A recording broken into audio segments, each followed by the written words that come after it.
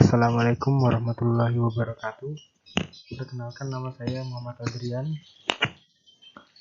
dan rekan saya bernama Gigis.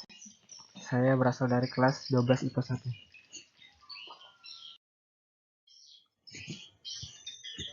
Saya akan membawakan materi yang berjudul sel volta. Sel volta pendahuluan. Elektrokimia adalah cabang ilmu kimia yang mempelajari aspek elektronik dari reaksi kimia. Sel elektrokimia adalah suatu sel yang disusun untuk mengubah energi kimia menjadi energi listrik, dan sebaliknya. Sel elektrokimia terbagi menjadi dua, yaitu sel elektrolisis, sel yang mengubah energi listrik menjadi energi kimia. 2. Sel volta atau galvana, sel yang mengubah energi kimia menjadi energi listrik. B. Sel volta. Susunan sel volta. Gambar jembatan garam ini terdiri dari anoda min, kation plus, katoda plus, anion min. Pengertian dari anoda min adalah kutub min sumber arus mengalami oksidasi melepas elektron, sedangkan katoda plus adalah kutub plus sumber arus mengalami reduksi menerima elektron. Contoh, anoda M tercelup pada Ma, katoda N tercelup pada Nb. Anoda teroksidasi menjadi semakin menipis karena berubah menjadi ion yang larutan dalam elektrolit anoda. 2 elektron yang dilepas bergerak ke katoda melalui kawat penghantar. 3. Katoda tereduksi menjadi menebal atau mengendap karena ion logam dari elektrolit nakoda menerima elektron. 4. Karena terjadi kelebihan ion positif pada anoda dan ion negatif pada terjadi ketidakseimbangan suatu muatan yang menyebabkan reaksi tidak berkelanjutan. 5. Kelebihan dan kekurangan tersebut dinetralkan oleh jembatan garam yang memberikan ion positif dan negatif ke daerah yang membutuhkan reaksi sel volta.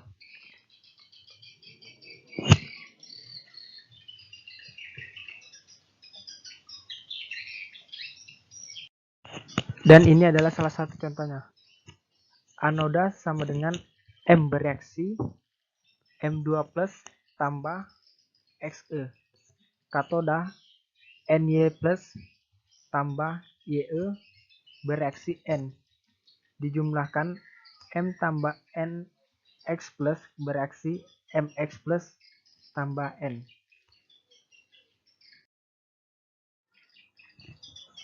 Macam-macam elektroda pada sel volta.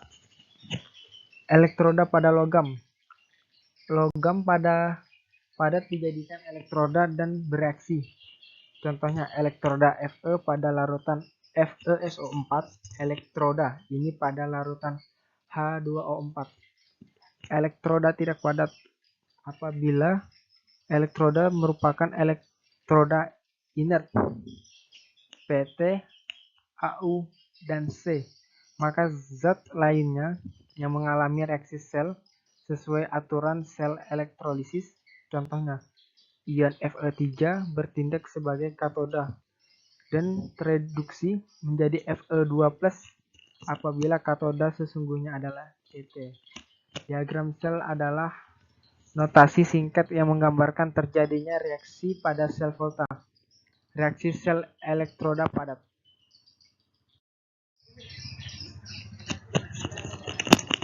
Contoh pada suatu sel volta, anoda besi tercelup pada FeSO4, katoda nikel tercelup pada NiSO4.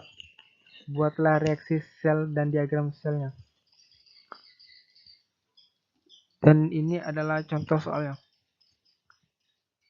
Anoda sama dengan Fe bereaksi Fe2 plus tambah 2E. Katoda Ni2 plus tambah 2E bereaksi Ni. Dijumlahkan Fe tambah Ni2+ bereaksi Fe2+ tambah Ni. Ini adalah diagram sel. Diagram sel volta dengan elektroda tidak padat. Reaksi sel elektroda inert E sama dengan PtAu V.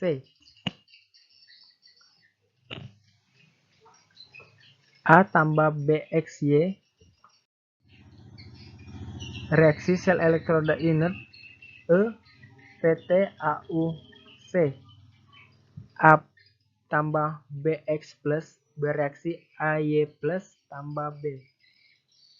Ini adalah diagram sel. Contoh pada suatu sel volta. Anoda PT tercelup pada H2SO4. Katoda PT tercelup pada CeNO3. 4. Buatlah reaksi sel dan diagram selnya. Jawabannya, karena elektroda inert, maka aturan reaksi mengikuti aturan sel elektrolisis sehingga reaksi Volz anoda sama dengan H2 bereaksi 2H plus tambah 2E. Katoda 2Ce4 plus tambah 2E bereaksi 2Ce3 plus. Dijumlahkan H2 tambah 2Ce4 plus bereaksi 2H plus tambah 2Ce3 plus. Dan ini adalah diagram selnya. Maka diagram sel volta, satu satu menyatakan reaksi yang terjadi pada elektroda. 2. Tanda garis 2 menyatakan jembatan garam pada diagram sel volta. Koefisien reaksi sel tidak berpengaruh. C. Potensial elektroda. Deret volta adalah deret elektrokimia dan kereaktifan logam yang menunjukkan nilai potensial elektroda standar logam. Reaksi pendesakan adalah reaksi di mana suatu logam mendesak 4 ion logam lain dalam suatu senyawa. Reaksi pendesakan pada sel volta berlangsung apabila logam pendesak berada di sebelah kiri logam yang didesak pada deret volta. Pada sel volta, logam pendesak merupakan anoda dan logam yang didesak merupakan katoda. Contoh soal, pada sel volta dengan anoda Zn tercelup pada ZnSO4 dan katoda Cu yang tercelup pada CuSO4 berlangsung reaksi. Ini adalah reaksinya. Zn tambah CuSO4 bereaksi ZnSO4 tambah Cu. Zn tambah Cu2 plus tambah SO4 2- bereaksi Zn2 plus tambah SO4 2- tambah Cu. Zn tambah Cu2 plus bereaksi Zn2 plus tambah Cu. Dapat dikatakan bahwa Zn mendesak Cu2 plus dari CuSO4 sehingga Zn dapat diberikan dengan SO4 2-. Potensial elektroda standar adalah ukuran besarnya kecenderungan suatu unsur. Besarnya kecenderungan suatu unsur yang melepaskan atau mempertahankan elektron diukur dalam keadaan standar. Nilai potensial elektroda mengacu pada deret volta dan dikaitkan dengan reaksi reduksi, sehingga nilainya sebagai berikut. Sifat deret volta. Semakin ke kanan logam makin tereduksi. Makin ke kiri logam makin mudah teroksidasi. Potensi sel standar adalah pada potensi listrik antara anoda dan katoda pada sel volta. Diukur dalam keadaan standar, potensial sel tidak dapat dipengaruhi. Koefisien reaksi potensial standar dapat dihitung. sebagai berikut, dan ini adalah contoh soalnya. Nilai potensial sel menunjukkan 1. Tegangan yang dihasilkan sel. 2. Jika nilai potensial standar sel lebih besar dari 0, maka reaksi sel spontan berlangsung. Jika nilai potensial standar sel kurang lebih kecil dari 0, maka reaksi sel tidak spontan atau tidak berlangsung. Reaksi sel tidak spontan terjadi karena penempatan anoda dan katoda tidak mengacu pada deret volta, sehingga potensial standar sel bernilai negatif, dan ini adalah salah satu contohnya. D. Penerapan sel volta. Sel volta dapat menghasilkan energi listrik. Oleh karena itu, sel volta digunakan sebagai sumber energi alat-alat elektronik. Sel volta komersial digunakan sebagai sumber energi terdiri dari elemen primer, yaitu sel volta yang tidak dapat diisi ulang atau sekali dipakai. Contoh baterai kering, baterai alkalin, baterai perak oksida. 2. Elemen sekunder, yaitu sel volta dapat diisi ulang atau tidak habis pakai. Contoh aki, baterai nikel, kadmium, baterai litium ion.